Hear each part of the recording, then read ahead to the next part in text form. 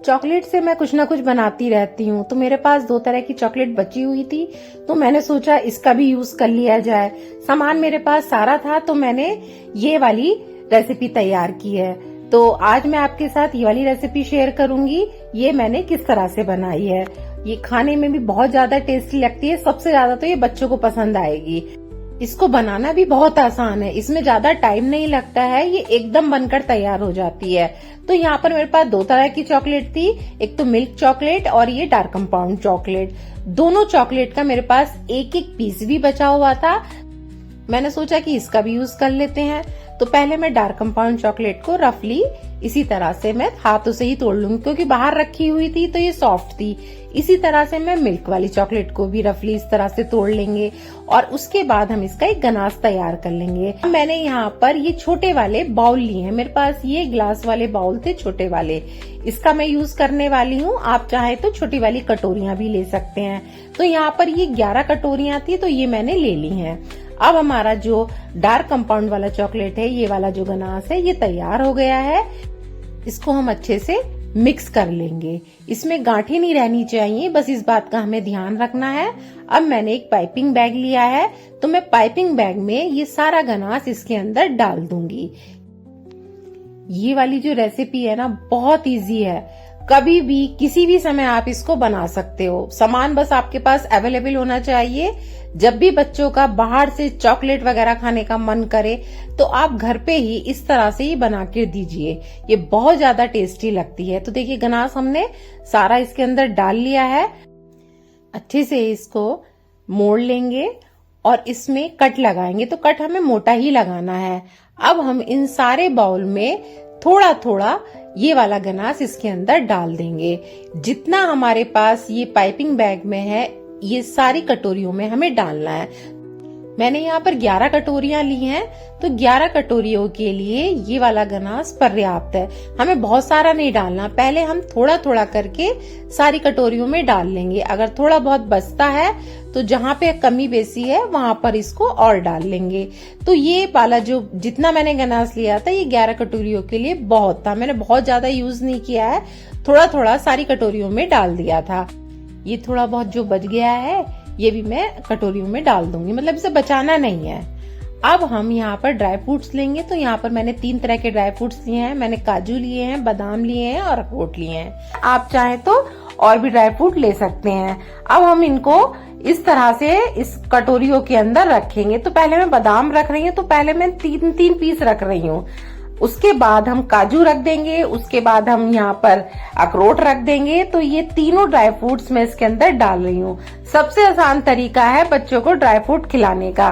तो आप इस तरह से बच्चों को चॉकलेट के अंदर ड्राई फ्रूट डालकर खिला सकते हैं। बच्चों को पता भी नहीं चलेगा और बच्चों को अच्छा भी लगेगा, क्योंकि बच्चे सोच रहे हैं हम तो चॉकलेट खा रहे हैं, और खाने में भी बहुत ज्यादा टेस्टी लगती है। आपको मेरी ये रेसिपी अगर पसंद आएगी तो प्लीज लाइक और कमेंट्स करके जरूर बताना। और जो भी मेरी रेसिपी को देख रहे हैं, प्लीज चैनल को जरूर सब्सक्राइब करना।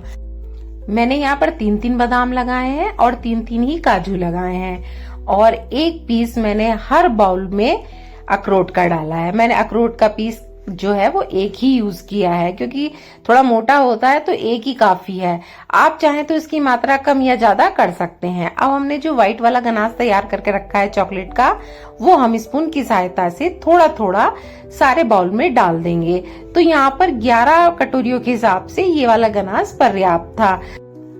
आप सोचोगे कि चॉकलेट की क्वांटिटी कितनी रखनी है, तो जो बड़ी वाली चॉकलेट आती है ना, कंपाउंड चॉकलेट, एक तो व्हाइट वाली और डार्क कंपाउंड वाली, तो उसमें से ही मैंने यहाँ पर डार्क कंपाउंड में समझ लीजिए 2 पीस होंगे और व्हाइट वाले में 3 पीस होंगे, क्योंकि 2 पीस का गनाश ऑलरेडी बना हुआ था और एक पीस मैंने बाद में डाला है। व्हाइट वाली चॉकलेट में 2 पीस का गनाश पहले से बना हुआ था, इसलिए 1 यूज किया है।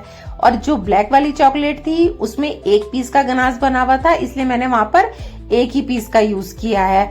क्योंकि हमें जो यूज करना था डार्क चॉकलेट, वो कम यूज करनी थी, इसलिए वो 1 ही काफी था। अब यहाँ पर मैंने चोको चिप्स लिए हैं, तो चोको चिप्स भी मेरे पास रखे हुए थे। मैं केक वगैरह बनाती हूँ, तो उसका बचा हुआ मटेरियल मेरे पास रखा था, ये मैं इसके ऊपर डाल रही हूँ। इसे डालने से आपकी जो चॉकलेट है और भी अच्छी लगेगी, मतलब देखने में भी बहुत बढ़िया लगेगी। बच्चों को सबसे ज्यादा पसंद आने वाली चीज है। आप इस तरह से बना के बच्चों को टिफिन में भी दे सकते हैं। जब बच्चों के यहाँ छोटे छोटे फंक्शन होते हैं ना स्कूल में, तो आप इस तरह से बना के दे सकते हैं, या आप गिफ्ट भी पैक करके दे सकते हैं। ये बहुत बढ़िया बनती है। तो हमने सारे चोको चिप्स डाल दिए हैं। अब पहले तो मैं 10 मिनट के लिए इसे ऐसी छोड़ दूंगी, और 10 मिनट के बाद 2 घंटे के लिए मैं इसे फ्रिज में रख दूंगी। जब ये अच्छे से सेट हो जाएगी, फिर मैं आपको दिखाती हूँ ये किस तरह से बनी हुई है। ये देखिए, ये पूरी तरह से सेट हो गई है। मैंने पूरे बाउल नहीं निकाले हैं, मैंने थोड़े ही बाउल निकाले हैं। अब मैं आपको निकाल के दिखाती हूँ।